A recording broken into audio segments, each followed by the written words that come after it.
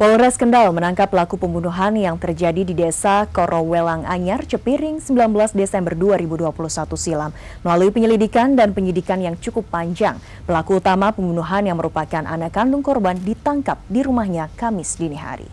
Kami dari Polres Kendal, kami sudah dilengkapi dengan surat perintah tugas. Penangkapan tersangka pembunuhan dipimpin langsung Kasat Reskrim Polres Kendal AKP Daniel Tambunan. Tersangka Sunarto alias Tumian warga desa Korowelang Anyar dijemput petugas saat berada di rumahnya. Penetapan tersangka ini setelah polisi melakukan proses penyelidikan dan penyidikan yang cukup panjang.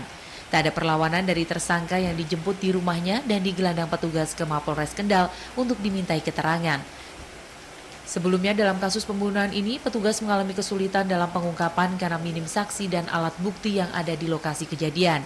Kasat Reskrim mengatakan 26 saksi diperiksa termasuk tersangka yang saat itu dimintai keterangan sebagai saksi. Saat ini kami sedang menangani perkara pembunuhan dan atau penganiayaan dan pemberatan dengan yang mengakibatkan korban meninggal dunia yang mana terjadi pada tanggal 19 Desember lalu tahun 2021 di Desa Korowelang Anyar, Kecamatan Cepiring, Kabupaten Kendal.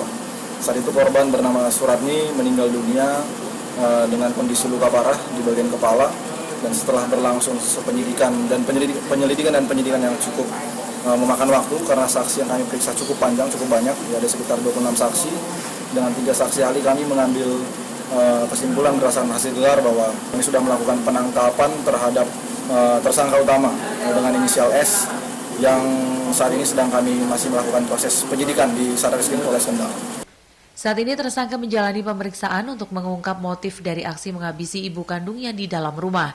Polisi mengamankan barang bukti, kaos yang terdapat bercak darah, sebilah sapi dan sepeda motor pelaku.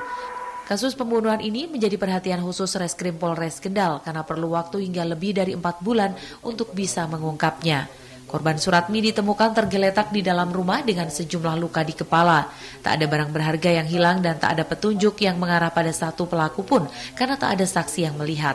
Dari Kendal, Edi Praitno, Tim iNews melaporkan.